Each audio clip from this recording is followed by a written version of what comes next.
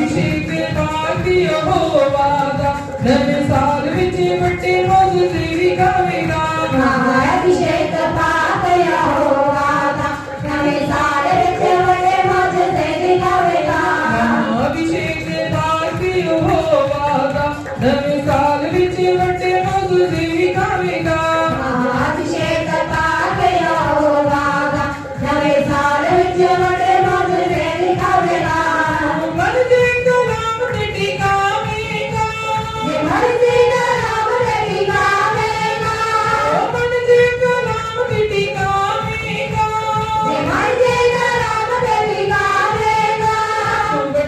गवाइयां नाल आवेगा बढ़िया गवाइयां नाल आवेगा अभिषेक पाती यहोवादा नवे साल विच वटे रोज तेरी गावेगा अभिषेक पात यहोवादा नवे साल विच वटे रोज तेरी गावेगा अभिषेक पाती यहोवादा नवे साल विच वटे रोज तेरी गावेगा अभिषेक पात यहोवादा नवे साल विच वटे रोज तेरी गावेगा यीशु कमाल है यीशु कलाम है यीशु जलाल है ओ बेमिसाल है यीशु जलाल है बेमिसाल है यीशु जलाल है ओ बेमिसाल है यीशु जलाल है बेमिसाल है यीशु कमाल है यीशु कलाम है यीशु जलाल है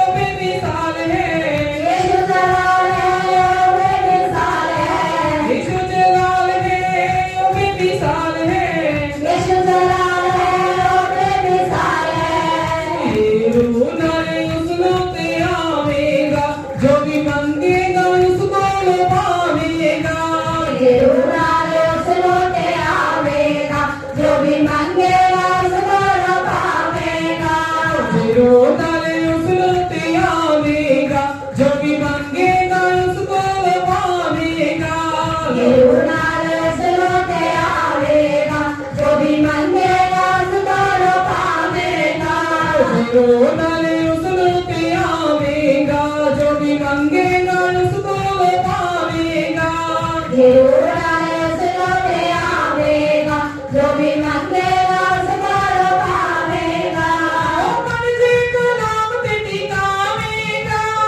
मन जे कलाम ते टिकावेगा बड़िया गवाइयां नाल आवेगा बढ़िया गवाइयां नाल आवेगा अभिषेक पाती यहोवादा नवे साल विच वटे रोज तेरी गावेगा अभिषेक पात यहोवादा नवे साल विच वटे रोज तेरी गावेगा अभिषेक पाती यहोवादा नवे साल विच वटे रोज तेरी गावेगा अभिषेक पात यहोवादा नवे साल विच वटे रोज तेरी गावेगा अभिषेक पाती यहोवादा नवे साल विच वटे रोज तेरी गावेगा अभिषेक पात यहोवादा नवे साल विच वटे रोज तेरी गावेगा ओदी ममोली तेरी ओदी मजूरी मिलदी है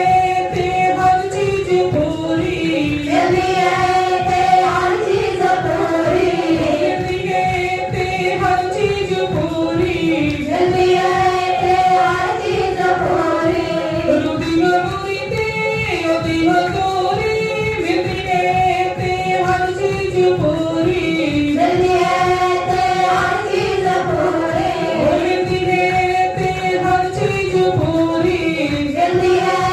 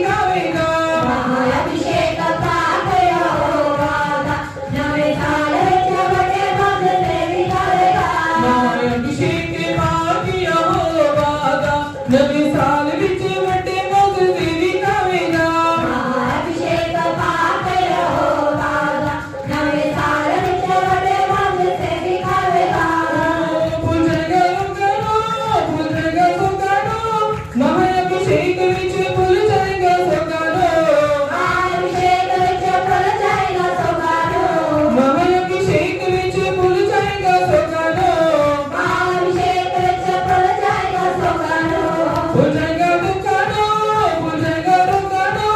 महाअभिषेक विच भुल जाएगा सोगानो महाअभिषेक विच भुल जाएगा सोगानो महाअभिषेक विच भुल जाएगा सोगानो महाअभिषेक विच भुल जाएगा सोगानो महाअभिषेक विच भुल जाएगा सोगानो महाअभिषेक विच भुल जाएगा सोगानो जे तू हुक्मां ते मन नो टिकावेगा तेनू टोटे तो दरिया बनावेगा तू भगवाते मन नो लगावेगा तेनु कोटे तो करया बनावेगा जे तू हुक्मां ते मन नो लगावेगा तेनू टोटे तो दरिया बनावेगा तू भगवाते मन नो लगावेगा तेनु कोटे तो करया बनावेगा जे तू हुक्मां ते मन नो लगावेगा तेनू टोटे तो दरिया बनावेगा तू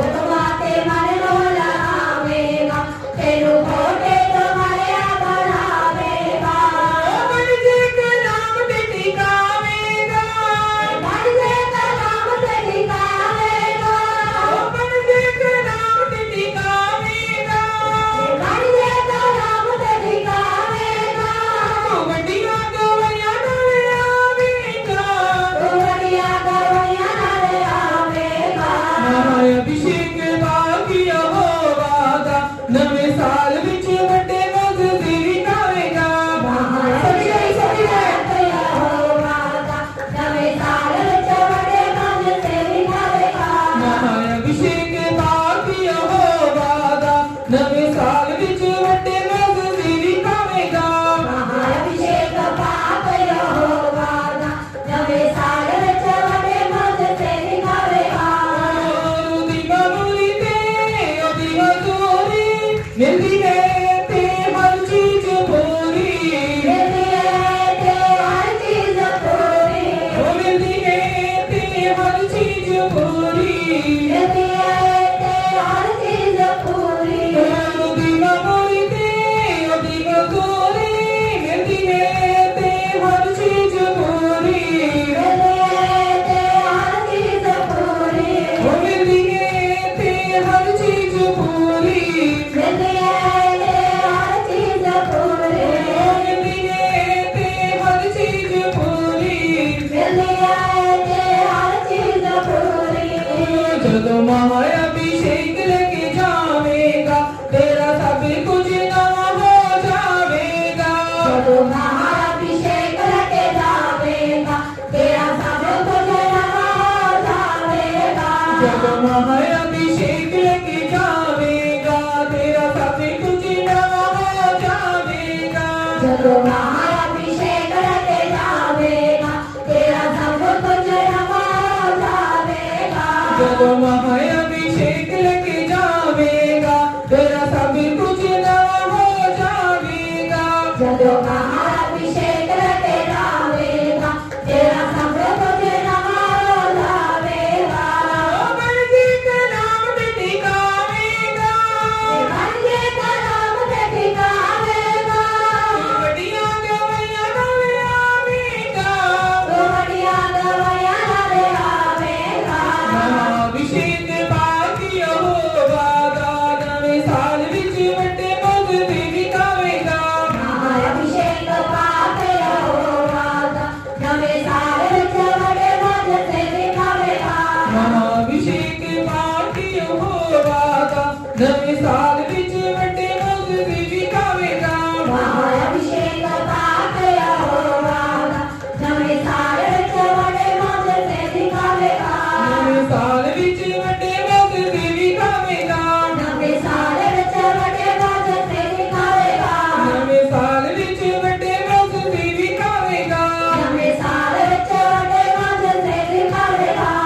हालेलुया, परमेश्वर का धन्यवाद हो।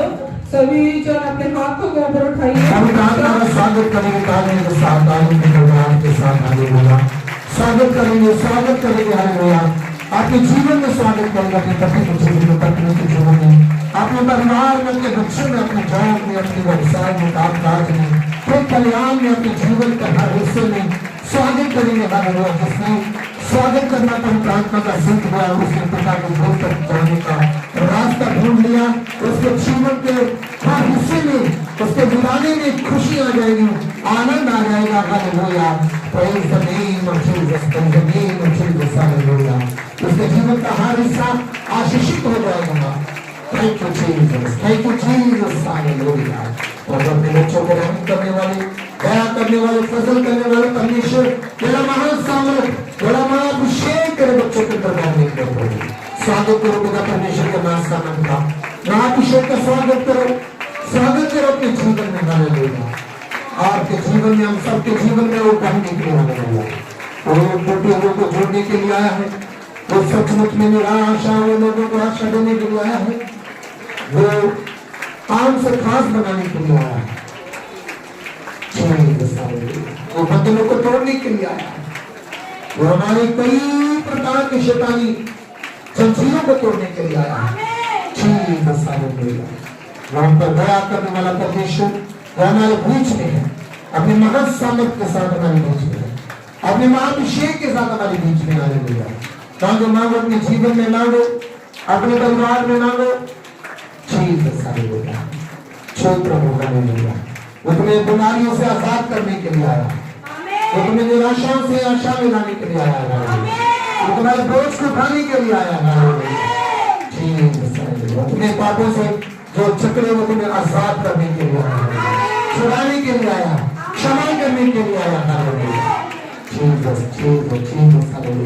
लोगों को सिद्ध करने वाला, बंदों को चलाने वाला, लोगों को जुबान देने वाला, पैरों को सुनने की शक्ति देने वाला, कोड़ियों को शुद्ध करने वाला, आसनों को संभव करने वाला परमेश्वर ने अपने महान सामर्थ के साथ आने वाला, वो महान सामर्थ इसको लोग देखकर चकित हो गए, हैरान हो गए, क्योंकि जो कभी नहीं हुआ वो यीशु का समय में हुआ। और यीशु ने अपने चेलों को आगे दी, जाओ दुष्ट आत्मा को जाकर डांटो, दुष्ट आत्मा ग्रस्त लोगों को आजाद करो, बीमारों को चंगा करो, अधिकार के साथ भेजा अपने चेलों को। और आज तक प्रभु का वो वरदान, प्रभु की वो सामर्थ, वो अधिकार वो अपने देवदासों पर देता है। महाअभिषेक सचमुच में मालूम हुआ, हर एक के जीवन को छुड़ाने के लिए आया, बदलने के लिए आया, नवा जीवन देने के लिए आया, नई आशा देने के लिए आया, नवी जिंदगी देने के लिए आया, दान वरदान देने के लिए आया हूँ। Thank you Jesus, thank you Jesus, thank you Jesus, thank you Jesus. धन्यवाद करते हैं प्रभु, आपने इस्राएली परमेश्वर अपने बच्चों को एकत्र करने में मदद किया। आपने प्रभु अपने बच्चों के अंदर कार्य किया कि आज के दिन आपके जन्म में इकट्ठे हों, आपके नाम को महिमा दे, आपका नाम ऊंचा करे। प्रभु आज का दिन आपके हाथ में सौंप देते हैं। जो भी प्रभु हमारे कलीसिया की गतिविधियां हैं, गीत गाना है, भजन गाना है, गवाही देना है, वचन बोलना है, प्रार्थना करना है, सब आपकी आत्मा की अगुवाई से हो, महाअभिषेक मां सामर्थ के द्वारा हो। प्रभु हालेलुया, रहम करो, दया करो, फजल करो।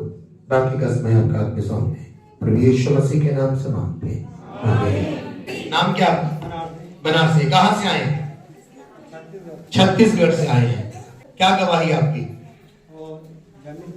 हाँ हाँ, तो अभी सरपंच लोग बोला फैसला आपने पढ़ाने किया, हाँ बैठक किया, फिर दिया वो। हालेलुया। ये भाई जब छत्तीसगढ़ में गया था तो इनका जमीन फंसा हुआ था और दे नहीं रहा था, बहुत ही मुश्किल था। और मैंने बोला बात ऐसा है, हमने प्रार्थना कर दिया है और कर भी रहे हैं, और आप जो भी पंचायत होना है वो फैसला आपके पक्ष में जाएगा। आमीन।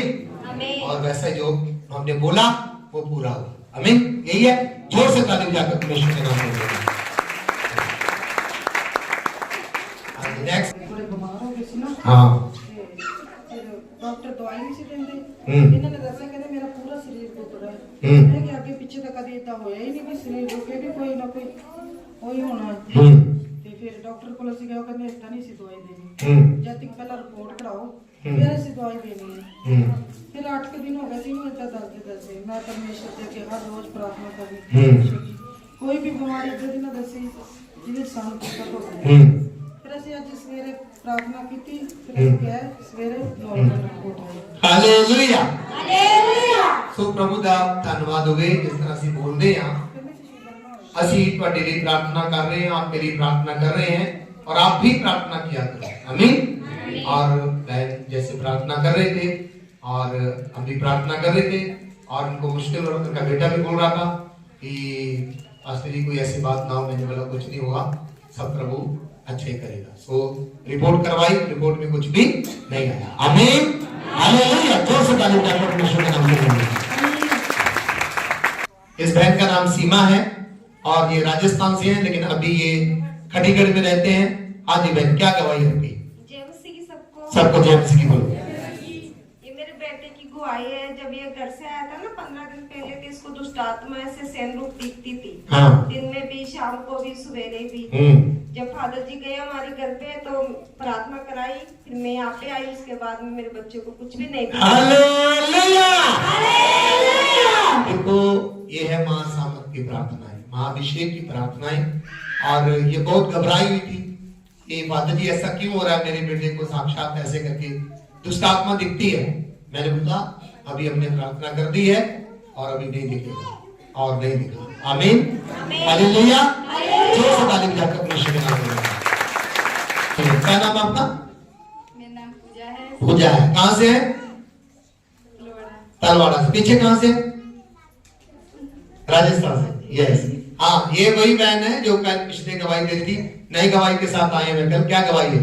ये गवाही मेरी नहीं है, मेरी मम्मी की है। हाँ, आपकी मम्मी की गवाही है। मेरा भाई मेरी मम्मी को चर्च नहीं आने देता था पहले। अच्छा। मतलब विश्वास भी नहीं करता था इन सब चीजों पे। हाँ। तो बोलता था मम्मी तू ऐसे ही कहाँ जाएगी, कुछ नहीं होता। हाँ। तो एक दिन सभी लोग चर्च आ रहे थे तो अचानक से खुद ही बोला कि मम्मी तू भी जा चर्च। हाँ। तो फिर उस दिन से मेरी मम्मी चर्च आने लगी। हाँ। मैं परमेश्वर का धन्यवाद करती हूँ कि मेरे भाई को अपनी तरफ उसने बुलाया। आमीन हालेलुया। परमेश्वर के नाम में।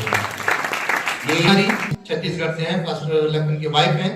और हाँ जी हाँ, सबको जय मसीह की। हाँ जी, क्या गवाही? मेरे पापा सबको जय मसीह की। जय मसीह की। मेरे पापा की गवाही है। पिछले वीरवार को ना बीमार हो गए थे बहुत ज्यादा ही और मंजे पे लेटे थे। तो मेरी बहन ने फिर उसे सिर्फ मेरी बहन ही मेरे पापा के पास है, हम लोग यहाँ हैं। तो फिर मेरी बहन ने फादर जी को फोन किया उसी टाइम और रो रही थी और प्रार्थना करवाई फादर जी से।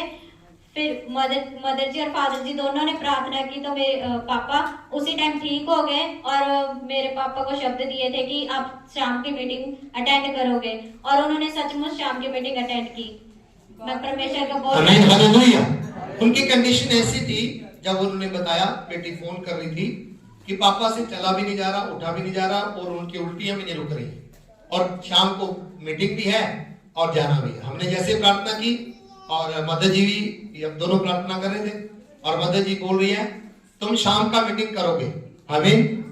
और शाम को जाके मीटिंग करना है। हालेलुया। हालेलुया। शब्द वो रिसीव करते हैं और शब्द रिसीव करने हैं और परमेश्वर अपने कार्य को करता है। परमेश्वर के नाम की महिमा हो। जोर से ताली बजाकर इस गवाही के लिए परमेश्वर और परमेश्वर के दास का दासी का धन्यवाद करें। हमने प्रचार किया था, कितनों ने उसके लिए घर में जाकर प्रार्थना की? हाथ खड़े करो। कि हमारे जीवन में परमेश्वर का प्रेम, आनंद, कृपा, भलाई, विश्वास, नम्रता, संयम ये सब आना चाहिए। कितनों ने की? तो आपको देखने में मिला कुछ? कितनों को मिला कि मेरे जीवन में इस हफ्ते में कुछ हुआ है? मतलब उसके प्रति परमेश्वर का वचन जब आपके अंदर वास करेगा तो मेरे जो वो अपने आप से काम करेगा।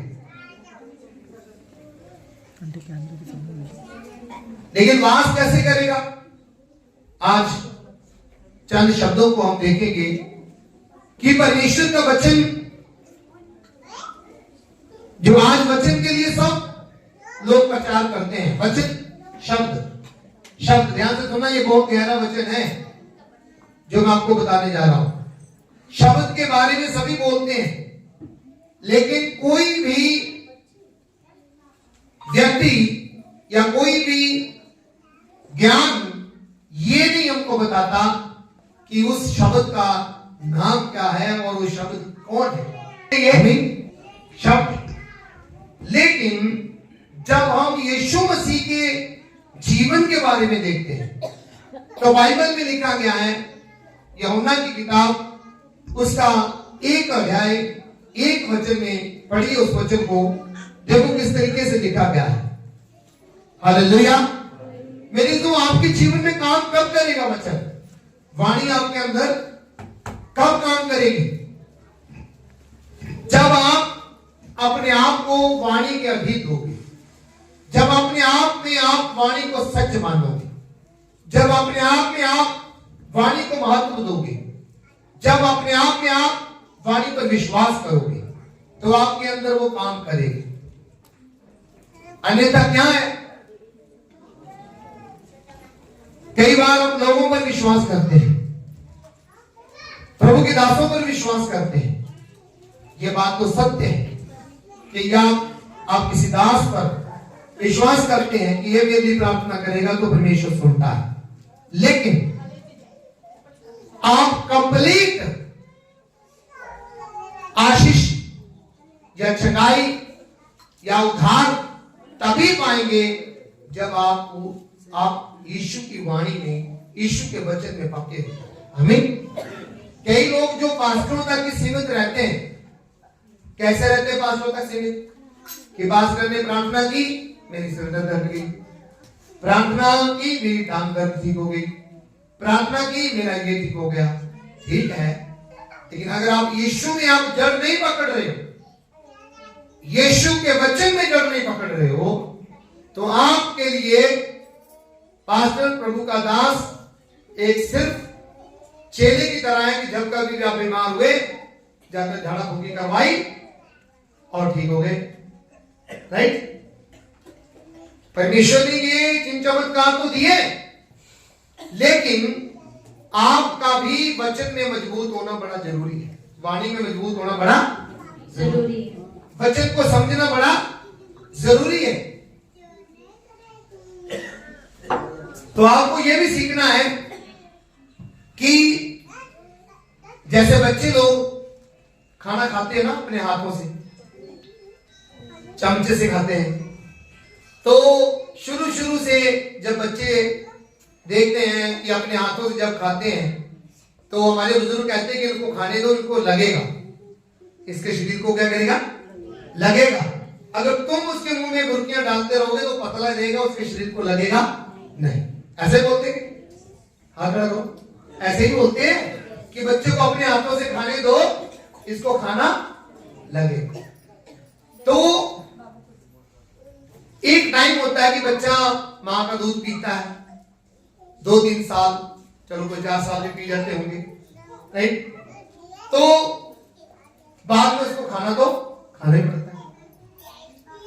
इसी तरीके से जब आप चर्च में चलते हो तो एकदम से बीमार हुए, फोन उठाया, पास्टर जी से फोन लगाया, प्रार्थना हुई, ठीक हो गए। आमीन। पास्टर का और आपका रिश्ता तो जुड़ा ही रहेगा सारी उम्र, जब तक आप पास्टर के साथ हैं। उसके विपरीत आपका विश्वास भी ऐसा होना चाहिए कि नहीं, मैं अपने लिए प्रार्थना करूंगा, अपनी, हालेलुया, मैं अपने लिए प्रार्थना करूंगा। आपने अपना रिश्ता भी परमेश्वर के साथ जो है मजबूत करना है। अगर आपका रिश्ता मजबूत नहीं हो रहा है तो मेरे तो आप कहीं ना कहीं अभी भी बच्चे ही, अभी भी क्या है? बच्चे ही। मैं ये नहीं कहता हूं कि पास्टर को फोन मत करो, प्रार्थना मत करवाओ, आप करवाओ, लेकिन आपने क्या किया? सिर्फ सुबह उठे, पास्टर को फोन कर दिया, पास्टर से प्रार्थना करवा ली, आपने की? आप बैठे प्रभु के चरणों में बैठे, आप 10 मिनट 15 मिनट आधा घंटा कुछ बैठे। तो कई लोग निर्भर है सिर्फ इसी बात पर कि चलो सुबह फोन लगा दिया, पास्टर को फोन कर दिया, बस हो गया जी ठीक। खुद प्रार्थना की नहीं की, तो फिर आप कच्चे हो, मैं बोल रहा हूं, आप कच्चे विश्वासी हो, आपकी फिर कोई गारंटी नहीं है। क्यों? तो ये तो नाशवान शरीर है, इसमें दुख भी आएंगे, कष्ट भी आएंगे, सब कुछ होगा, लेकिन यदि आप खुद मजबूत नहीं हो रहे हो तो आप कच्चे हो। प्रार्थना करवाना है फादर से, ये नहीं बोलना नहीं करवाना है, ऐसा मत करना फादर साहब बोलते कि फोन मत करो, प्रार्थना करवाना है मेरे से, ठीक है, रात को करवाओ, दिन को कराओ, जब भी कराओ। लेकिन मेरा सवाल है कि आप कितना करते हो? आपको भी तो बैठना चाहिए कि नहीं?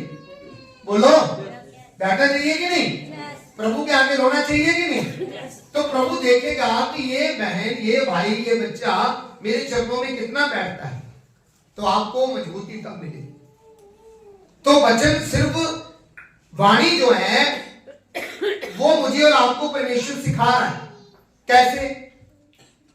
जैसे प्रभु यीशु मसीह आपको पता है गतसमने बाग में जब उनको पकड़वाया जाना था, ठीक है, जब उनको पकड़वाया जाना था तो वो प्रार्थना कर रहे हैं। वो क्या कर रहे हैं? प्रार्थना कर रहे हैं। और वो बोल रहा है प्रभु यीशु मसीह कि तुम यहां पर बैठो। तो पत्थर फेंकने की दूरी तक, मान लो कि उनसे कोई 100 मीटर, 150-200 मीटर वो दूर बैठे हुए हैं, तो प्रार्थना कर रहे हैं। तो उनको बोला, पतरस, याकूब और यूहन्ना को, वो दूसरे चेले भी थे साथ में, बोला कि तुम प्रार्थना करो, मैं आता हूं। और जब वापस आए तो सो रहे। क्या करे? वो क्या करे? सो रहे। उनको फिर जगाया, फिर बोला और मेरे साथ जाकर प्रार्थना करो, क्योंकि मैं मुश्किल घड़ी में, उनको पता है कि मैं जो प्याला पीने जा रहा हूं मौत का, वो क्रूस का, वो दर्दनायक है। वो क्या? दर्दनायक है। और वो प्रार्थना करवा रहा है। और वो तो इस बात से अनिश्चित थे, चिंता नहीं थी उनको, वो कोई बात नहीं है, हमारे साथ है, सब कुछ हो जाए, सब कुछ। इसी तरह कई बार हम पास्टरों पर ही निर्भर हो जाते हैं कि चलो जब भी हमारी दुखी पास्टर तो प्रार्थना कर रहा है, मुझे क्या करने की जरूरत। ये बात बिल्कुल गलत है। कोई भी अगर पास्टर आपको कहता है कि नहीं आप प्रार्थना मत करो, मैं आपके लिए कर रहा हूं, तो वो गलत शिक्षा है। ठीक है, समझे बात को?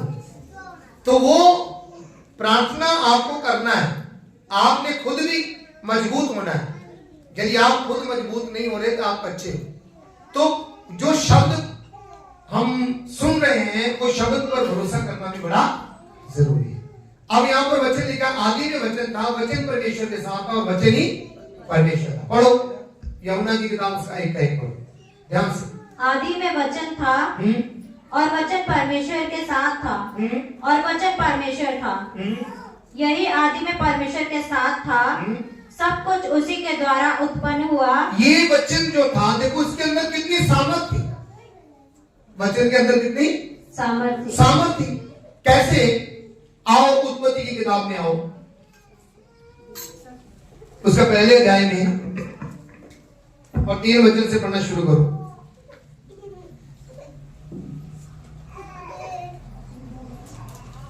एक अध्याय उसका 3 वचन। उत्पत्ति ये बाइबल की पहली किताब है, उसमें पहला अध्याय और 3 वचन से पढ़ो, वहां पर आपको कुछ सीखने को मिलेगा। यस। जब परमेश्वर ने कहा उजियाला हो तो उजियाला हो गया। क्या हो गया जी? उजियाला हो गया। तो देखो शब्द में कितनी पावर है। शब्द में वो बोल रहे हैं तो वो उजियाला हो गया। अभी इसके आगे पूरा अध्याय पढ़ोगे तो, अगर मैं पढ़ूंगा तो ज्यादा टाइम लगेगा, लेकिन जब पूरा पढ़े, प्रभु ने बोला कि सूर्य बन जाए तो सूर्य बन गया, चंद्रमा बोला तो चंद्रमा बन गया, तारे बोला तो तारे बन गए, जीव जंतु पेड़ पौधे नदी नाले, जो कुछ परमेश्वर ने बोला वो सब कुछ हो गया। तो बताओ ये शब्द ही कर रहा सब कुछ के नहीं? बोलो, शब्द ही कर रहा है कि नहीं? यस। तो जब शब्द ही कर रहा है, तो जब वो ये जो नबी लोग थे, वो भविष्यद्वक्ता लोग थे, उन्होंने सब पर सब जितने पर भी प्रभु ने अपने शब्द को प्रकट किया और वो शब्द बोलते थे और शब्द पूरा होता। आमीन आमीन। लेकिन शब्द तब पूरा होगा मेरे और आपके जीवन में जब हमें उसका ज्ञान, राइट, जब हमें उसका ज्ञान, जब हम उस पर विश्वास करते हैं। जब तक आप उस वचन पर विश्वास नहीं करते तो वो आपके जीवन में घटित नहीं होगा। आमीन, आमीन। आज वो वचन, जो वचन दिया गया शब्द, और वो शब्द दे धारण किया, वो शब्द ने क्या किया? दे धारण, दे धारण किया। पढ़िए यूहन्ना की किताब उसके 14। और वचन देहधारी हुआ। वचन देहधारी हुआ मतलब जो वो वचन था परमेश्वर का, सब बोले ना परमेश्वर का वचन, वो वचन ही परमेश्वर था। वाणी में क्या लिखा? वचन ही परमेश्वर परमेश्वर। मतलब शब्द जो है एक आवाज, आवाज ही परमेश्वर है, आवाज ही परमेश्वर है, परमेश्वर है, शब्द परमेश्वर है। और उसी आवाज ने देह धारण किया, जन्म लिया। कैसे किया? पढ़ो 14 में। और वचन देहधारी हुआ। ये शब्द, ये आवाज, ये वचन देहधारी हुआ और अनुग्रह और सच्चाई से परिपूर्ण होकर। अनुग्रह और सच्चाई से परिपूर्ण होकर। ये अनुग्रह क्या है, सच्चाई क्या है, इन बातों को भी समझो भाई। अनुग्रह का मतलब होता है, इंग्लिश में जो अगर पढ़े वहां पर तो कई जगह ग्रेस लिखा और कई जगह फेवर लिखा है। क्या लिखा? फेवर। फेवर का मतलब पता क्या होता है? प्लीज आप खड़े लो इधर। मान लो इसको सारे पत्थरवा करना चाहते हैं, इसको मारना चाहते हैं। क्या करना चाहते हैं? मारना चाहते। और मैं आकर इनके आगे खड़ा हूं, मैंने इनका फेवर ले लिया। क्या कर लिया? फेवर ले लिया कि मैं भाई नहीं। तो वो अनुग्रह और सच्चाई से परिपूर्ण हुआ, मतलब वो फेवर में खड़ा हो गया। मानव जाति के फेवर में वो खड़ा हो गया। मानव जाति के लिए क्या था? नरक। क्या था? नरक। तो शैतान ने ये त्याग किया हुआ है, ठीक है, समझे बात को? वैसे तो परमेश्वर ने शैतान और शैतान के फौज के लिए किया हुआ है, लेकिन शैतान बोलता है कि मैं परमेश्वर की लोगों को भी अपने साथ लेकर जाऊंगा। मैं अकेला नहीं डूबूंगा, इनको भी साथ लेकर डूबूंगा। अकेला नहीं मरूंगा, इनको भी साथ लेकर मरूंगा। राइट, यही है। और उसने क्या अपना अभियान चला दिया कि इंसान को मैंने पापी बनाना है। मैंने क्या करना है?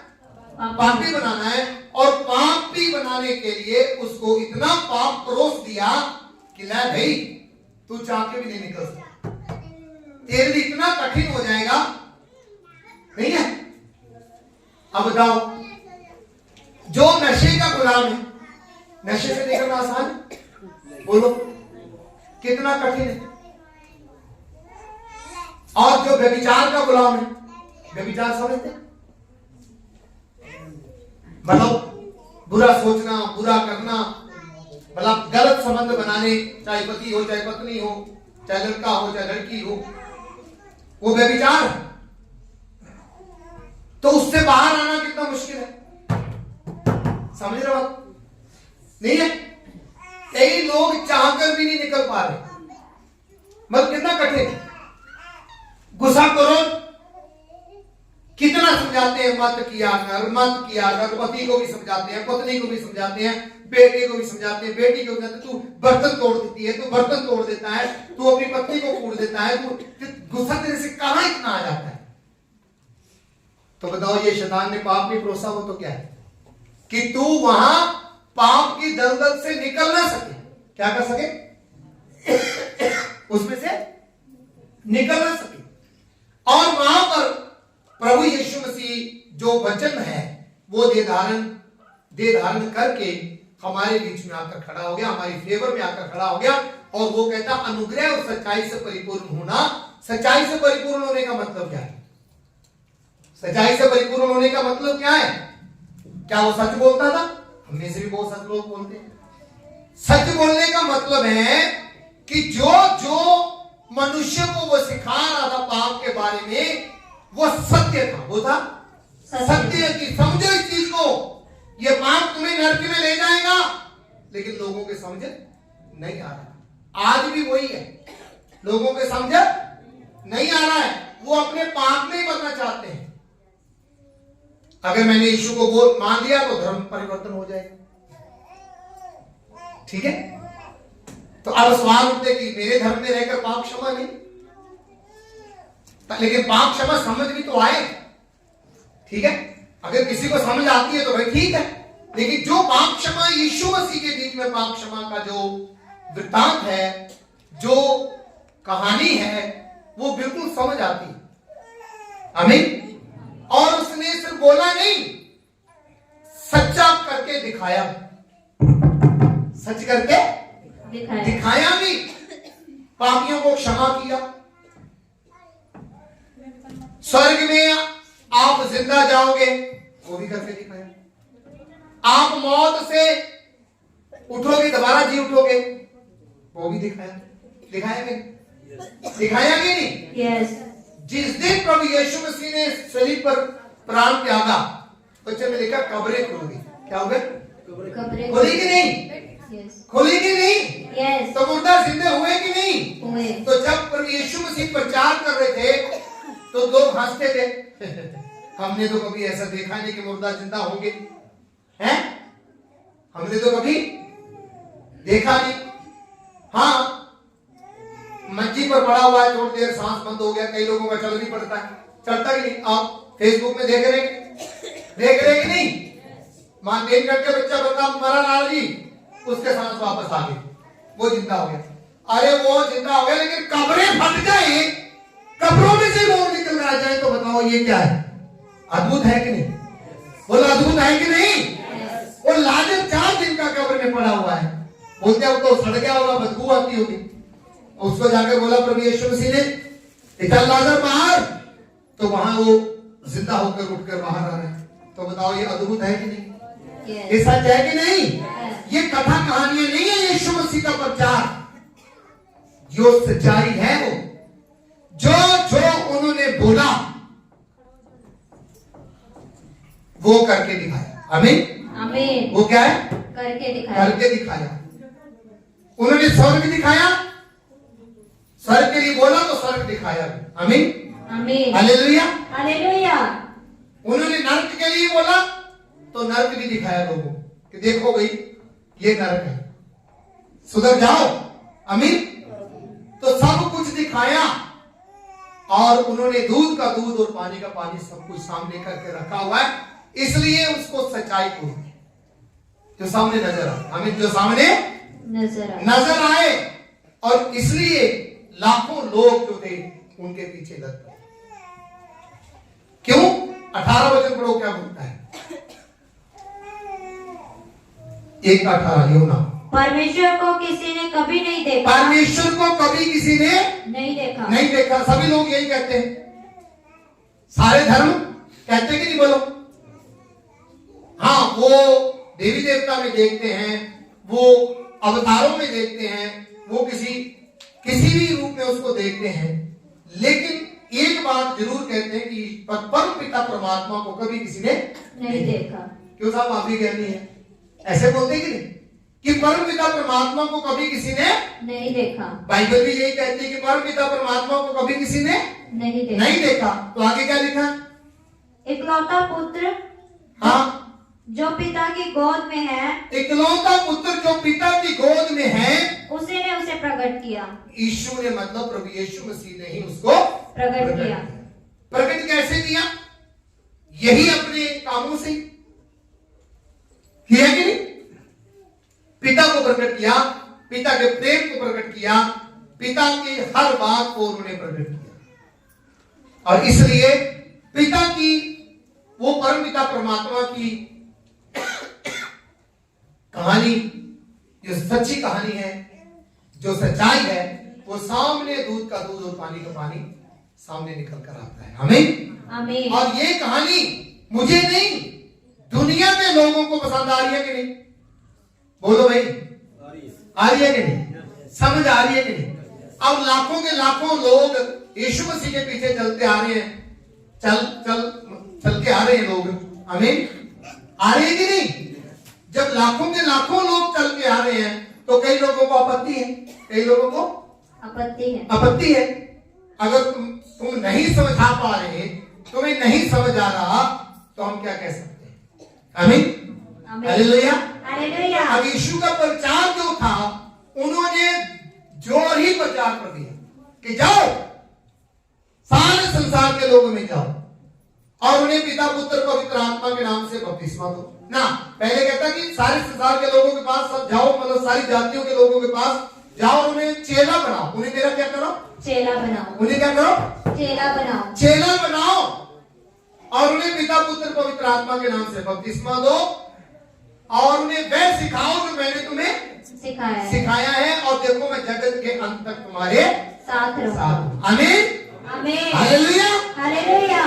तो उन्होंने पिता की हर बात को, वो जो वचन था, जो शिक्षा थी, वो सब कुछ उन्होंने सिखाया। अनदेखी शक्ति भी सिखाई।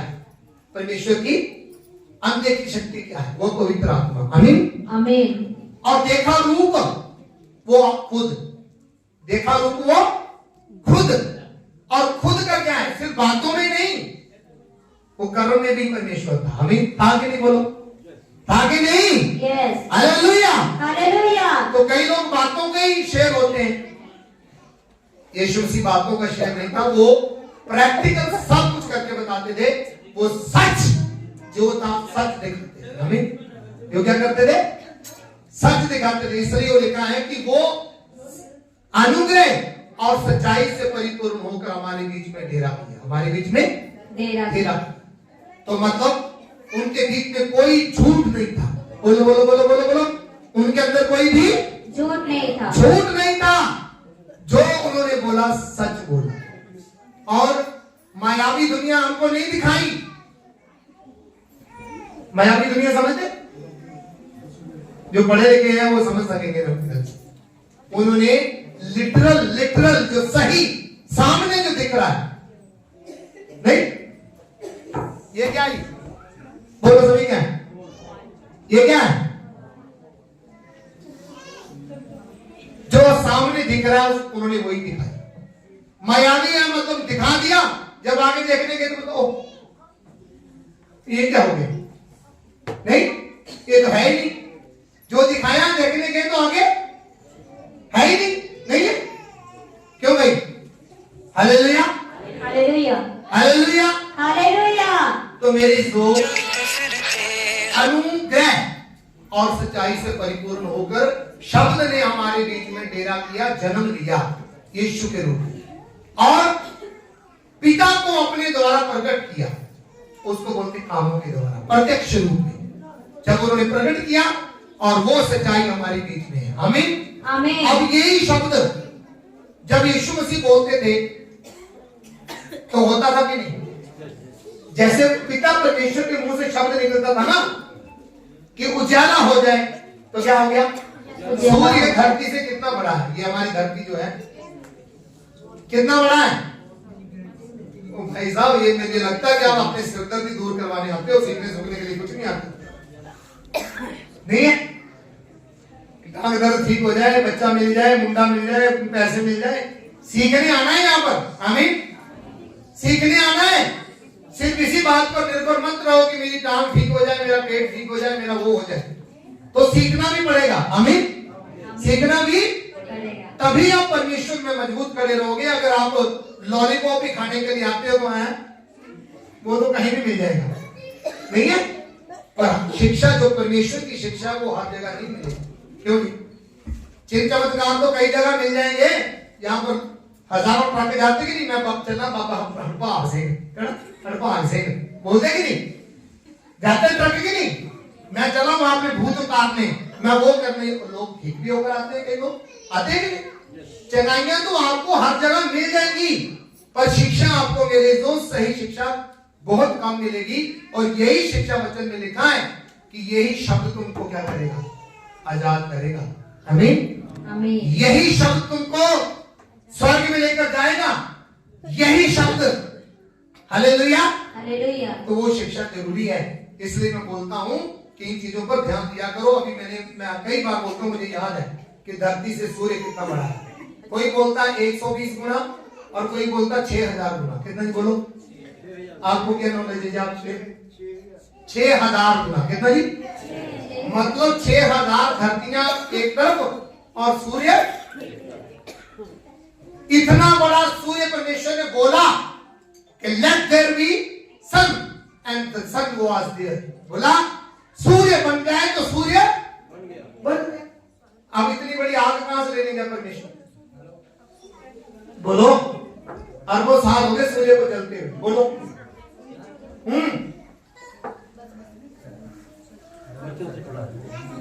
जो परमेश्वर ने बोला हुआ है ना, वो शब्द, वो सामर्थ्य शब्द बोला और हो गया। और यीशु मसीह भी ऐसे धरती पर आए, उन्होंने जो बोला सो हो गया। कोई बात ऐसी अटकी? यीशु ने बोला और नहीं हुआ? बोलो नहीं। तो फिर हमें यीशु पर भरोसा करना चाहिए कि नहीं? करना चाहिए। करना चाहिए कि नहीं? करना चाहिए। और जो वो बोलते हैं, वो जो शब्द बोलते हैं, उस पर भी भरोसा करना चाहिए कि नहीं? करना चाहिए। तो जब भरोसा करोगे, तुम्हारे मन में अगर भरोसा वो जागेगा, तो तुम जो चाहो मांगो वो तुम्हारे लिए हो जाएगा। Hallelujah, hallelujah. अब देखो वो क्या क्या करता है अपने वचन से। आइए पढ़ेंगे, मत्ती की किताब में आओ।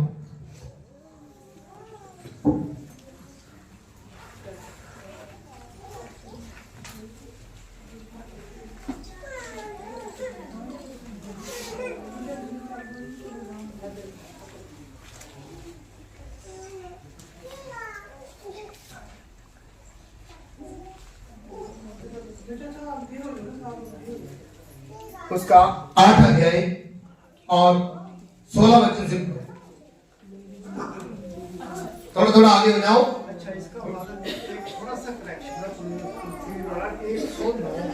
कितना जी? 109। 109 बता रहे। गूगल खोल के अगर आप देखते हैं तो वहां पर आपको मिलता है कि 109 गुना बड़ा है। ठीक है जी, यही है। हालेलुया। हालेलुया। तो जब इतना सूर्य बड़ा उस परमेश्वर के बोलने से ही हो गया। क्या हो गया? बोलने से बन गया। तो बाइबल उसी परमेश्वर की क्या कर रही? व्याख्या कर रही। बताओ, उस परमेश्वर की बाइबल क्या कर रही है? व्याख्या कर रही है कि वो परमेश्वर की शक्ति कैसी है। हालेलुया। हालेलुया। और वो ही परमेश्वर का रूप यीशु मसीह हमारे बीच में आकर डेरा किया, जन्म ले लिया। और अब यीशु मसीह जो कुछ बोल रहे हैं और वो हो रहा है। वो क्या हो रहा है? तो वो थी सच्चाई कि जो बोला सो हुआ। हालेलुया। हालेलुया। तो मेरी तो हम यीशु पर विश्वास करेंगे, उसके शब्दों पर विश्वास करेंगे, तो उसके अनुसार चलेंगे, तो प्रभु कहता है, वो वायदा करता है कि जो तू चाहेगा मांगेगा तेरे लिए हो जाएगा। हमारे बीच में कमी कहां पर रह जाती है कि हम खुद मेहनत करते नहीं है और पास्टरों को चेक करते रहते नहीं। वही बात आ गई। कोई अंकल नरोला जी से प्रार्थना करवाने चला जाता है, नहीं कोई बजेंद्र जी के पास करवाने चला जाता है ना? कोई हमारे संत भैरी जी के पास चला जाता है। आप कहना, आप बोलोगे कि किसी का हमायती कर रहा है, मैं शिक्षा की बात कर रहा हूं। आमीन आमीन। Hallelujah hallelujah. तो मैं शिक्षा की बात कर रहा हूं। अभी महासामर्थ को जब पेश किया जा रहा है, तो ये परमेश्वर के वो शब्दों को पेश किया जा रहा है हमारे संत भैरी के द्वारा कि इन पर विश्वास करो। अब तुमको कौन सिखा रहा है कि परमेश्वर की सामर्थ जो महासामर्थ है? आमीन। इसलिए हम जाते हैं हमारे संत भैरी जी के पास कि वो जो शिक्षा दे रहे हैं वो बहुत जबरदस्त शिक्षा दे रहे हैं। आमीन। कभी अपने आप को यह मत समझना कि पास्टर जी को वो अच्छे लगते हैं उनके पास चलेंगे। बात अच्छे लगने की नहीं है, बात सच्चाई की है। आमीन। बात सच्चाई की है कि जब हमें परमेश्वर का वो वचन जो सामर्थ्य वचन है, वो सामर्थ्य वचन हमको वहां पर मिल रहा है, वो परमेश्वर की सामर्थ हमको वहां पर देखने को, सुनने को और महसूस करने को जब मिल रही है, इसलिए वहां पर जा रहे हैं। आमीन। Hallelujah hallelujah. अकेले अगर आप चंगाइयों पर ही निर्भर रहोगे तो फिर क्या है? आप फिसलने वाली जगह पर खड़े। शिक्षा आपको मजबूत करेगी। बोलो बोलो। शिक्षा आपको मजबूत करेगी। आइए पढ़िए मत्ती की किताब उसका 8 का 16 वचन से। जब संध्या हुई तब वे उसके पास बहुत से लोगों को लाए। जब शाम हुई तो बहुत से बीमारों को यीशु मसीह के पास लाया गया। जिनमें दुष्ट आत्माएं थी, जिनमें दुष्ट आत्माएं थी, और उसने उन आत्माओं को अपने वचन से निकाल दिया। अपने वचन से निकाल दिया। क्या कर दिया?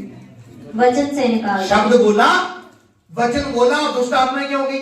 निकल गई। हालेलुया। हालेलुया। अब वो परिपूर्ण था परमेश्वर के अनुग्रह से और सच्चाई से। हमें भी होना पड़ेगा कि नहीं?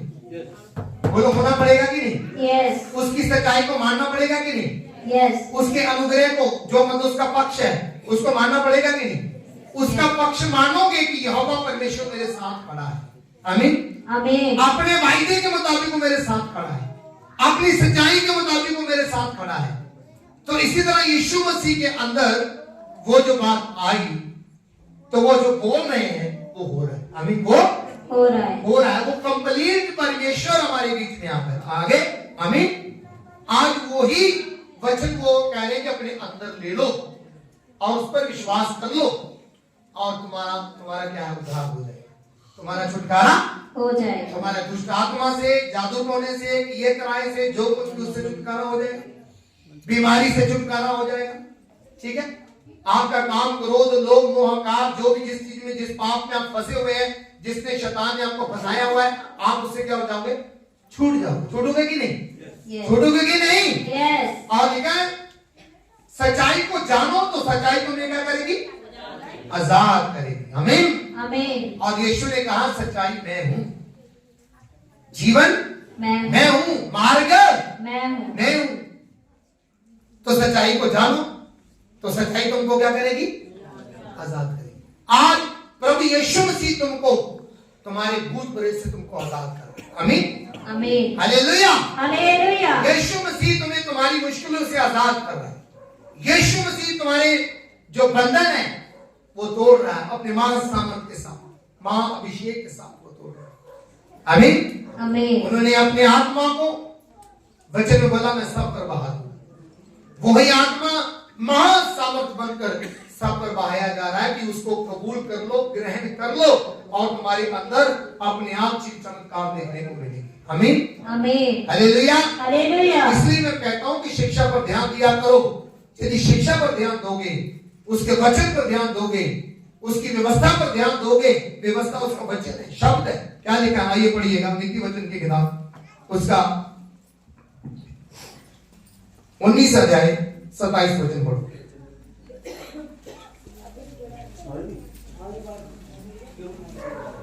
जल्दी जल्दी। हे मेरे पुत्र, यदि तू भटकना चाहता है, यदि तू भटकना चाहता है तो शिक्षा को सुनना छोड़ दे। तो शिक्षा को क्या करना? क्या कर दे? छोड़ दे। शिक्षा मतलब शब्द, शिक्षा मतलब शब्द, शिक्षा मतलब वचन।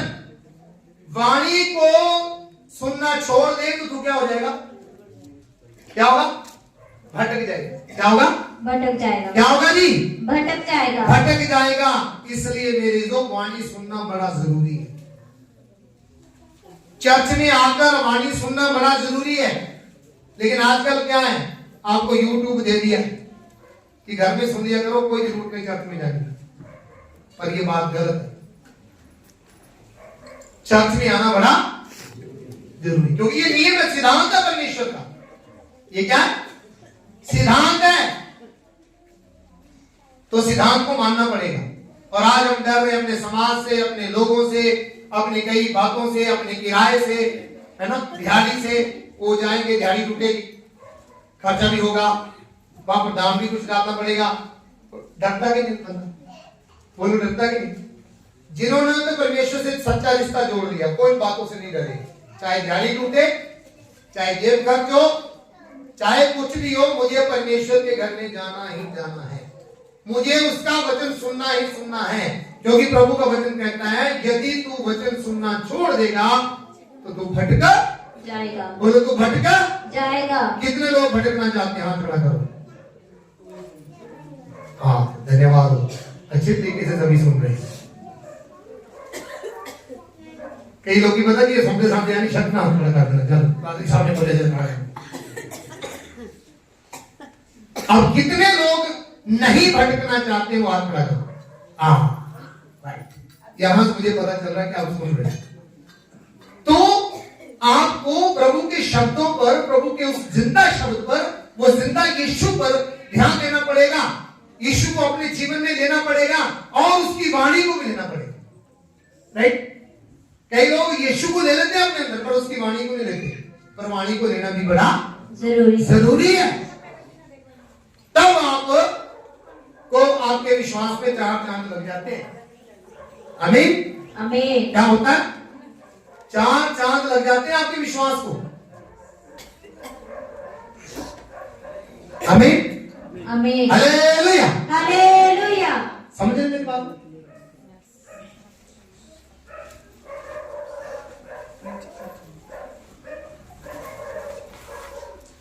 Yes, right. God bless you. Right. Hallelujah. Hallelujah. Hallelujah. Hallelujah.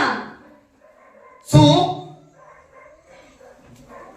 यदि तू नहीं भटकना चाहता तो परमेश्वर के वचन में बना है, क्योंकि परमेश्वर जो बोलता है वो करता है। हमें इसलिए जब आप सच्चे मन से, सच्चे विश्वास से उसके घर में आकर बैठते हो, तो मैं वाणी किसकी बोल रहा हूं? किसकी बोल रहा हूं? यीशु की बोल रहा हूं, परमेश्वर की बोल रहा हूं। और वही वाणी जब आपके अंदर जाती है और आप जो मांग रहे हो, वाणी क्या करेगी? तुम्हारे दिमाग में बैठेगी, तुम्हारे दिल में बैठेगी, तुम्हें विश्वास में वो तकड़ा करेगी। आज से मैं बताता हूँ, मेरे चर्च में, यहाँ पर चर्च मतलब जो मैं यहाँ पर आप आते हो, या कलीसिया प्रभु की यीशु की कलीसिया, लेकिन मैं बताता हूँ कि यदि मेरे पास आप आते हो तो वचन पर ज्यादा ध्यान दिया करो। आमीन? आमीन। वचन पर ध्यान दिया करो। और वचन बोलते, वाणी में लिखा हुआ, वचन बोलते बोलते लोग ठीक हो जाते थे, सुनते सुनते क्या ठीक हो जाते। आमीन? अभी से अपने अंदर ठान लो। आमीन? जिसके अंदर कोई सरदर्द की प्रॉब्लम है, कोई बीपी की प्रॉब्लम है, कोई गले की प्रॉब्लम है, कोई गुर्दे की प्रॉब्लम है, फेफड़े की प्रॉब्लम है, जिगर की प्रॉब्लम है, कहीं पर भी कोई समस्या है, जब आप चर्च में वहां से आते हैं ना, तो आज सबको यही सोच के आना है, आज मुझ पर ले हैंड होगा, मैं चंगा हो जाऊंगा। आमीन? आज मैं वाणी सुनूंगी, मैं चंगी हो जाऊंगी। आज मैं गीत भजन गाऊंगी, मैं चंगी हो जाऊंगी। क्योंकि गीत भजन गाने से भी जब हम परमेश्वर की महिमा करते हैं तो हम चंगे हो जाते हैं। हमें हम ले हैंड करवाते हैं तो उससे भी चंगे हो जाते हैं। हमें जब वचन सुनते हैं तो वचन से भी चंगे हो जाते हैं। हमें आपको प्रभु पता नहीं, जब वर्शिप आप कर रहे हो तब छू ले, जब मैं ले हैंड कर रहा हूं तब आपको प्रभु छू ले, जब वचन बोल रहा हूं तब आपको छू ले। आमीन? आपने महत्वता सब चीजों को देनी है। और कई लोग पता क्या करते हैं, गाने चलते रहते हैं तब तक अंदर आते नहीं है। गानों को ऐसे समझते हैं, गानों को क्या करते हैं? ऐसे ही समझते हैं, अरे ये गाने फिल्मी गाने नहीं है, परमेश्वर की इबादत के गाने हैं, छुटकारे के गाने हैं। वचन में लिखा है कि जब तुम गीत गाते हो तुम्हारा छुटकारा होगा। और अपनी बीमारी, दुख, दर्द, संकट कुछ भी आप लेकर आते हैं, सच्चे मन से यहाँ पर गाओ और समय पर आओ, और जब आओगे तुम्हारे दुख दर्द दूर होगी। आमीन? लेकिन सिर्फ अगर आप इसी बात पर निर्भर हो कि बस मैं आज आप प्रार्थना करनी है ना, आप टाइम से चर्च आना है, आप प्रभु दिया गला कोई कुरिया नहीं करनी है, बस हाथ रखा आगे आ जाना है। की करना? हाथ रखा आगे आ जाना है, बस काम हो गया। फिर तुम बड़े बड़े पास्टर भी लग रहे हैं, बस हाथ रखा आगे आना, तो फिर तो हाथ रखाओ, छत्ती जगह तो हाथ रखाने पड़े हैं, पर फल जरा कितने नहीं मिलता। पर जे तुसी प्रभु दी शिक्षा को समझते हैं, प्रभु दी वचन को समझते हैं, उसकी अहमियत देते हैं वचन को, वाणी को, और उसकी इबादत को, उसकी बंदगी को, उसकी आराधना को, गीत भजन को आप अहमियत देते हैं, तो परमेश्वर सब कुछ देख रहा है। आमीन? ले हैंड इसकी भी अहमियत है, माफ करना, सब चीजें ये परमेश्वर की वाणी के साथ ही जुड़ी हुई है, परमेश्वर की शिक्षा के साथ ही जुड़ी हुई है।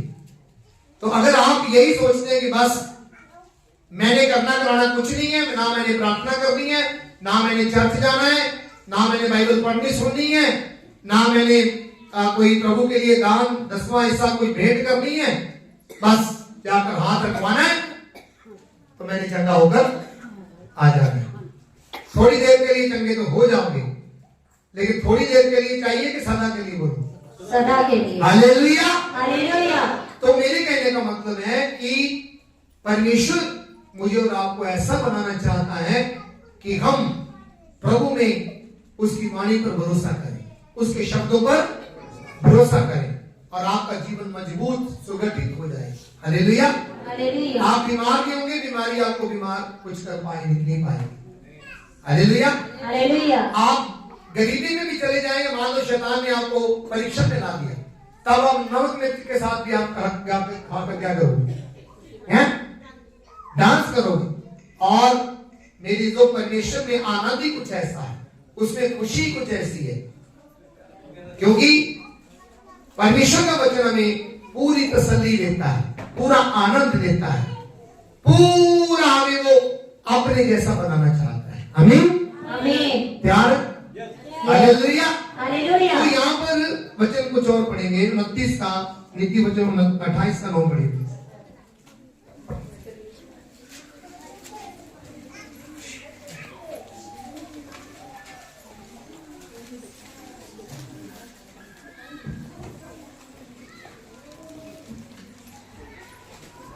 जो अपना कान व्यवस्था सुनने से मोड़ लेता है, जो अपना कान प्रभु की व्यवस्था मतलब उसका वचन, उसकी वाणी, उसका शब्द सुनने से मोड़ लेता है, पढ़ो, उसकी प्रार्थना घृणित ठहरती है। परमेश्वर के आगे उसकी प्रार्थना घृणित ठहरती है। मतलब परमेश्वर वैसे बंदे की प्रार्थना से घृणा करता है। बोलो, अगर आप उसकी वाणी नहीं सुनते, अगर आप उसकी शिक्षा नहीं लेते, अगर आप उसकी व्यवस्था को नहीं सुनते, तो परमेश्वर तुम्हारी प्रार्थना को क्या करेगा? घृणा करेगा। क्या करेगा जी? घृणा करेगा। तुम्हारी प्रार्थना सुनेगा? नहीं। कितने कहते हैं प्रार्थना सुनेगा? नहीं। मतलब यदि आप वाणी नहीं सुन रहे हो, उसका प्रचार नहीं सुन रहे हो, नहीं तुम सीख रहे, तो तुम्हारी प्रार्थना परमेश्वर नहीं सुनेगा। तो आप चाहते हो कि परमेश्वर हमारी प्रार्थना सुने? बोलो, कितने चाहते हैं? तो इसलिए हमेशा दूध पीने वाले बच्चे नहीं बनना है, अन्न खाने वाले भी बच्चे बनना है। नहीं तो फिर हम बड़े बड़े पास पे ढूंढते फिरेंगे। नहीं, मेरी तो परमेश्वर सुनता नहीं, इसलिए नहीं सुनता। नहीं तो जाओ फिर बड़े बड़े किसके पास, है ना? फिर भटकते रहे, कभी इधर भटको, कभी इधर भटको, कभी इधर भटको, बस फिर अपने वो है भी देख रहे हैं, पास्टर ने इसमें भी देख लिया। खुद का कसूर नहीं निकालना, पास्टरों का कसूर निकालना, ठीक है? खुद का कसूर नहीं निकालना, किसका निकालना? पास्टरों। ओ गया नहीं बड़े को भी मैं, है ना? कुछ नहीं होया। ते बंदा पूछे भी तू कितनी प्रार्थना कर रहा है, तू वचन सुनता है, जो परमेश्वर की सिद्धांत है तो उसको मानता है। एक भाई, नाम नहीं बोलूंगा, एक जगह पर मैं गया तो मैंने 1.5-2 घंटे उसको अच्छा समझाया। उसको जब मैंने पूछा तू अच्छा विश्वासी कहता, मैं पूरा तगड़ा विश्वासी है। मैं कौन है? तगड़ा विश्वासी है। मैंने बोला संगति करता है? वो नहीं। मैं आप शिक्षा लेते हो? जो संगति नहीं करती शिक्षा कितने लेते? मैं दसों ऐसे हो जो जाना नहीं देना किसको? मैं ये परमेश्वर के सिद्धांत है, ये नियम है, आपको मानने पड़ेंगे तभी आप एक अच्छे विश्वासी हो। आप कहते हैं मैं बड़ा तगड़ा विश्वासी। तो ऐसा करो, बाइबल फेंक दो, मैंने रख दो टैक्सी में, क्या फायदा इसको सिखाने का, सीखने का? मैंने बोला कि यदि आप उसकी व्यवस्था की ओर कान नहीं लगाते, नहीं सीखते, तो परमेश्वर तुम्हारी प्रार्थना नहीं सुनेगा। आमीन। तो परमेश्वर के वचन पर भरोसा तो करो, लेकिन वो पता कि वो तो पास्टर फलाना पास्टर इतना दा, वो पास्टर इतना दा, वो चंगा नहीं, ये नहीं चंगा, तो मैं चंगा है खड़ा में 10 बजे। तेरी नजर में कोई भी चंगा नहीं है, तेरी नजर में कोई भी चंगा नहीं है। मैं जब संत पौलुस को पूछा गया कि आप कितने अच्छे हैं, वो बोलता मैं पापियों का पापी हूं। गल ही खत्म करती। क्यों जी?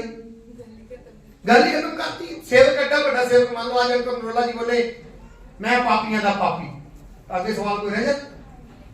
बजेंद्र जी बोले मैं पापियां दा पापी, हमारे संत बैरी जी बोले मैं पापियां दा, फिर कहणगे ये पापियां दा पापी तो साडी गिनती कितनी है?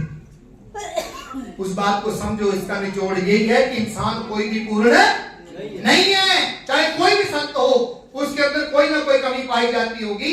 वो जो है कि वो पर उसका लेखा कौन लेगा? परमेश्वर लेगा।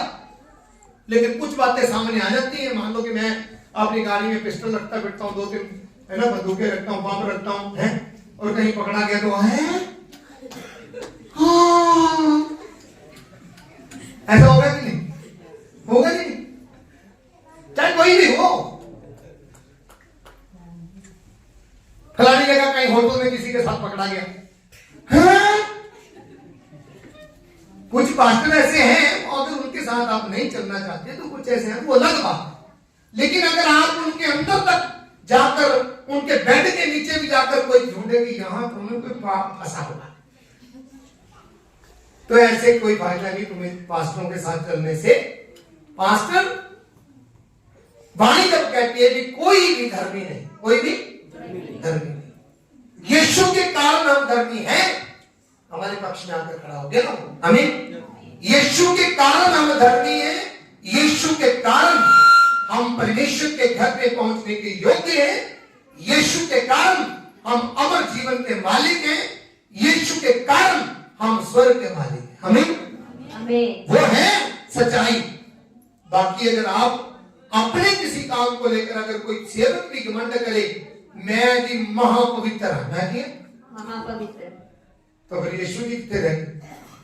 क्योंकि यीशु जी महापवित्र है। हमें हालेलुया हालेलुया। इसलिए आप भटकना बंद करो और विश्वास में आगे बढ़ो। हमें और अपनी प्रार्थना पर भी भरोसा करना सीखो। हमें माफ करना, मैं ये नहीं बोल रहा हूं कि हमारे संत बैरी जी के पास मत जाना, लेकिन मेरे कहने का मतलब है कि हमने जाना है, लेकिन क्या आप खुद भी कोई मेहनत मार रहे हो कि नहीं? आपकी मेहनत भी चाहिए कि नहीं? तो मेहनत आपकी क्या है? प्रार्थना करते नहीं करते, नहीं सुनते कुछ भी, तो आपकी प्रार्थना नहीं सुनी जाएगी। राइट? आप चर्च में कितना आते हो? महीने में एक बार कि 3 महीने में एक बार? बच्चे में तो लिखा, कईयों की मजबूरियां हो सकती है, माफ करना बहन, कईयों की मजबूरियां हो सकती हैं। आपको ड्यूटी लगे, जैसे हमारे ये टेरेस ही है, यहाँ पर मंगलवार छुट्टी होती है, एतवार को छुट्टी नहीं होती। लेकिन मेरे कहने का मतलब अगर सारे ही मजबूर हैं तो फिर चर्च में कौन आएगा? बोलो सारे मजबूर हैं। अभी तो मैं आपको बताऊं, अभी इंग्लैंड में जहां मेरा बेटा वहां रहता है, तो बोल रहा है, बोला पापा वहां दिन को चर्च में लगते, रात को लगते। कैसे? रात को चर्च लगते हैं। अब कई लोग नींद के मारे नहीं जाते और कई लोग जाते हैं तो रात को भी जाते हैं। और मान लो इधर ही हाल हो जाए कि दिन को भाई ना एक छुट्टी मारने की गुंजाइश नहीं, कंपनियां चल रही हैं, काम चल रहे हैं, सबको एक ही छुट्टी मारे। अगर प्राइवेट है छुट्टी मारे जा भाई, हर हफ्ते तेरी छुट्टी नहीं मिली, उन्हें रब बनावे के परिवार पाले। अभी बोलो जी, इस कारण हम व्यस्त होते जा रहे हैं, हमारी मजबूरियों में हम धंसते जा रहे हैं, लेकिन परमेश्वर की आज्ञा कहां है? परमेश्वर की आज्ञा कहां है? Hallelujah hallelujah. इसलिए हमारे संत जी ने भी रात की कर दी, दिन के तो हो गए बहाने, अब रात को आओ। आमीन। क्या जी? रात को आओ। तो मेरे ख्याल हमें भी यहां रात को करनी पड़ेगी। फिर देखना ना, बच्चे बासियां बहुत मारते हो, तंग बड़े करते हैं, नींद बड़ी होती है, तेरा पता बनाना ही पैना है। कितने कितने कितने जने मेरे साथ सहमत? रात को नदगी करने के लिए नहीं, मनाने के लिए। क्यों जी? ऐसे ना, ओहो किस्ता वाले आ जाते पार्टी की करी दिहाड़ी भरनी नहीं करनी, ऐसे कहता है ना मेरे शब्द को तुम क्यों तोड़ते हो? तो हम बताओ गलत रास्ते पर जा रहे हैं कि नहीं? जा रहे हैं कि नहीं? जा रहे। उसका नाम वचन सुनकर ये गलत रास्ता है, परमेश्वर के घर में ना आकर गलत रास्ता है, प्रार्थना ना करके गलत रास्ता है, वचन उसका ना सीखकर, ना पढ़कर, ना सुनकर ये गलत रास्ता है। प्रभु मुझे सिखा रहा है, मुझे आपको सिखा रहा है कि शब्द की ताकत को तो समझो कि शब्द है क्या। आमीन आमीन। वचन है क्या? ये कोई एंटरटेनमेंट थोड़ी है कि वाणी सुननी और तुमने हंस दिया और मैं फलानी चर्च के पास्टर के साथ आगे बकरियां तोड़ दिए। वो शिक्षा नहीं कुछ वो नहीं पता। हासूस की आ जाते हैं, पास्टर के चुटकुले सुन के आ जाते हैं। पास्टर के चुटकुले नहीं सुनने, असीला वचन सुनना है। वाणी क्या सिखा रही है हमें? आज आपका मैंने ध्यान लिया हुआ है प्रभु के वचन पर, उसके शब्द पर। तो शब्द कैसा शब्द था जिसने इतने ग्रहों को अपने शब्द से बना दिया। सूर्य जैसे जो 109 गुना बड़ा है, मतलब धरती जैसे ग्रह 109 खड़े कर लो और एक सूर्य खड़ा कर लो तो एक बराबर है। तो इतना बड़ा जब बना दिया तो उसके शब्द में बताओ कितनी ताकत है। बोलो, क्या हम उसको हल्का सा समझते हैं? बोलो, यीशु मसीह उसका रूप बनकर आया और उसने जो बोला वो हो रहा था कि नहीं? यस। आंधी तूफान चल रहा है, उसने शांत कर दिया, शांत हो जाओ। तो पतरस सुना ये कौन है? साथ में भी रह रहे हैं फिर भी बोलते ये ले कौन है भाई? तुम्हारा भी याद हो जाता है ये यीशु कौन है भाई? मैं बता रहा हूं आपको, आप इसको अभी आप हमारे लिए मौका है, नहीं तो झूठ की ताकत इतनी आपको दबाएगी ना, आपसे बाइबलें भी छीन ली जाएगी। क्यों नहीं? ऐसे झूठ की ताकत यहां तक युद्ध करेगी कि आपके बाइबलें भी छीन ली जाएगी, आपको ऐसे इकट्ठा नहीं होने दी जाएगा। तब क्या करोगे? तब क्या करोगे? आमीन बोलो, क्या करोगे तब? इसलिए सीरियस हो जाओ, गंभीर हो जाओ और वचन को अपने हृदय में बसने दो, उस वाणी को अपने हृदय में बसने दो, ज्यादा से ज्यादा। आइए पढ़ेंगे कुलसियों की किताब 3:16। कुलसी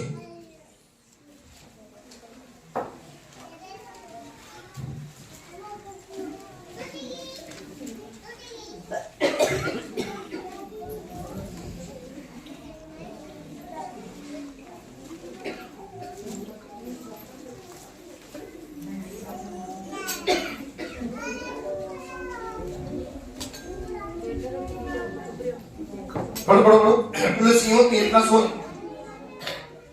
कुलसियों 3:16।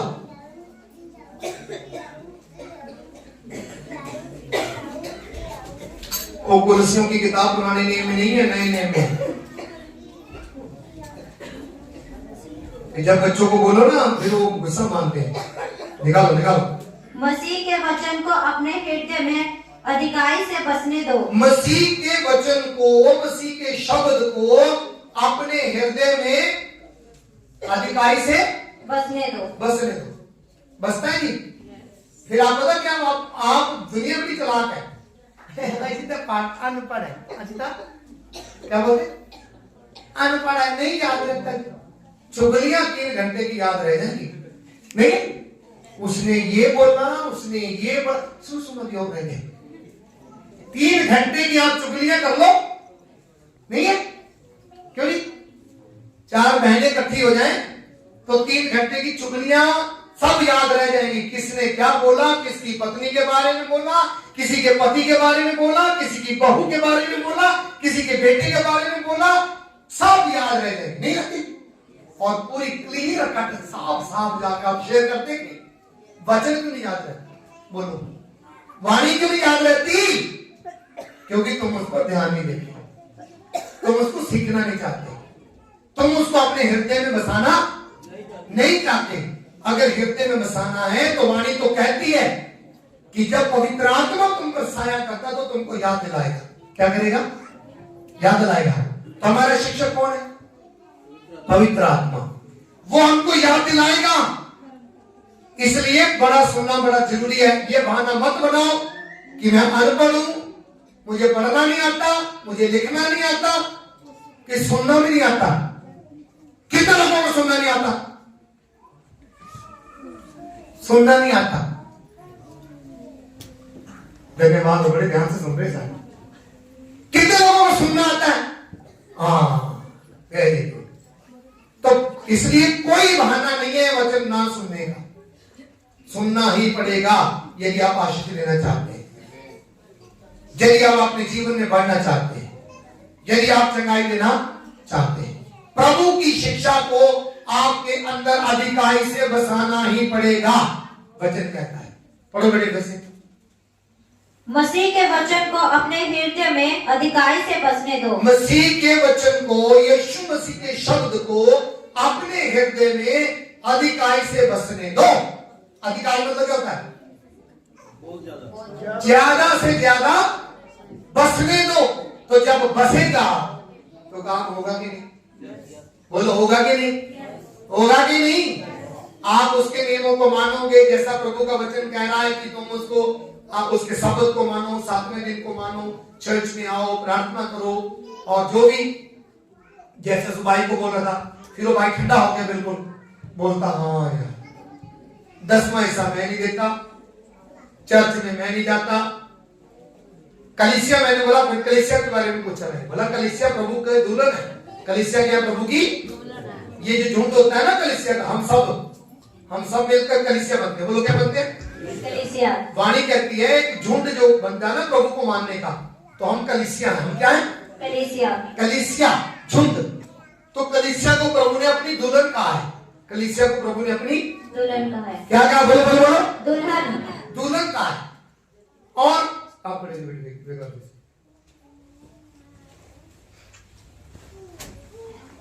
यदि तो ये कलीसिया से बाहर है तो बताओ भाई ये दुल्हन है? नहीं। तो यदि कलीसिया के अंदर है, झुंड के अंदर है ना, तो तब क्या है? दुल्हन है। तो कोई भी व्यक्ति अगर वो कलीसिया से बाहर है, कलीसिया के साथ नहीं चल रहा है, तो वो दुल्हन। तो फिर प्रभु यीशु के वचन में लिखा कि मैं दुल्हन को लेने आऊंगा। क्या करूंगा? दुल्हन को। तो इसका मतलब जो कलीसिया में रहेगा तो वही जाएगा ना प्रभु के साथ। यस। तो जो कलीसिया से बाहर रहेगा वो रह जाएगा, वो रहेगा। इसलिए आपको कलीसिया में जुड़े रहना बड़ा जरूरी है। Hallelujah, hallelujah. कलीसिया में जुड़े रहना जरूरी है, और उस कलीसिया में जहां पर आपको शिक्षा पर शिक्षा दी जा रही है। आमीन। माफ करना, मैं फिर से बोल रहा हूं, मैं चिन्ह चमत्कार के खिलाफ नहीं हूं।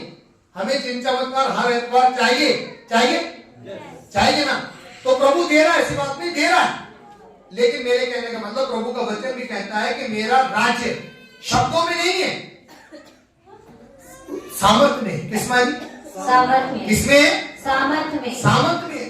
पहला कुरिन्थियों 4:20 पढ़ के देखो तो वहां पर लिखा है कि परमेश्वर का राज्य बातों में नहीं है, शब्दों में नहीं है, उसके सामर्थ में। आमीन।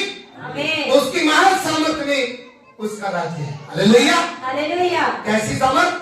जो प्रभु की महान सामर्थ है। क्योंकि वो सामर्थ कैसी सामर्थ थी? जिसने इतने बड़े सूर्य को ताप दिया। सामर्थ्य की महान सामर्थ्य, तभी इतना बड़ा काम किया। यस। तो शैतान, अब हम कई लोग पता क्या नहीं समझते, शैतान जो है ना वो शक्तिमान है। कितने जन मेरे साथ सहमत है? कई लोगों में धीरे धीरे हाथ उठा। शैतान कौन है जी? शक्तिमान। कौन है जी? शक्तिमान। तो परमेश्वर क्या बोले? हालेलुया। परमेश्वर सर्वशक्तिमान है। अब मैं दूसरे शब्द में बोलूं, शैतान सामर्थी है, तो परमेश्वर महासामर्थी। Hallelujah, hallelujah. ये पक्की बात है, क्योंकि शैतान ज्ञानी है लेकिन परमेश्वर महाज्ञानी, सर्वज्ञानी है। आमीन। तो शैतान व्यापक है तो परमेश्वर सर्वव्यापक, सर्वव्यापक, वो महाव्यापक है, हर जगह व्यापक है। तो इसलिए अगर हम परमेश्वर की सामर्थ को महासामर्थ बोलते हैं तो कई लोग इसी का विरोध करते हैं। तो मैं यही समझूंगा कि वो परमेश्वर को सामर्थी मानते हैं, महासामर्थी बोलो। जो महासामर्थ का विरोध कर रहा है, ऑनलाइन भी अगर आपने चलानी होगी भाई, मैं सबको मैसेज दे रहा हूं कि पास्टर लोग जितने भी सुनेंगे मुझे हिंदुस्तान में या कहीं बाहर भी, तो अगर आप महासामर्थ को नहीं मान रहे और आप सिर्फ और सिर्फ कहते भी परमेश्वर सामर्थ्य है, तो शैतान भी सामर्थ्य है, तो दोनों को आपने बराबर कर दिया। लेकिन बाइबल की शिक्षा ये कहती है कि अगर शैतान सामर्थ्य है तो हमारा परमेश्वर महासामर्थ्य है, इसलिए महासामर्थ्य बोलना चाहिए, सामर्थ्य नहीं बोलना चाहिए। आमीन आमीन। क्योंकि हमारा परमेश्वर वो परमेश्वर है जिसने पूरे ब्रह्मांड को, सूर्य को, गूगल खोल कर देख लो, वो कह रहा है कि 109 गुना बड़ा है धरती से, इतना बड़ा बना दिया आपने शब्द मात्र से, तो वो हमारा परमेश्वर सामर्थ्य है कि महासामर्थ्य? महासामर्थ्य। तो इसलिए इसका कोई विरोध नहीं होना चाहिए कि हमारा परमेश्वर महासामर्थ्य है कि नहीं। अरे वो है, आपके मानने से ना मानने से नहीं है, वो महासामर्थ्य है। आमीन आमीन। उसका शब्द जिंदा है, वो खुद भी जिंदा है और आज भी इसका शब्द जिंदा है। आमीन आमीन। हालेलुया। हालेलुया। वही शब्द तुम्हें चंगा भी करेगा। आमीन। आमीन। और वही शब्द वो अटल शब्द है, जो चाहो मांगोगे तुम्हारे लिए वो जाएगा। जाएगा। यस जाएगा। यस।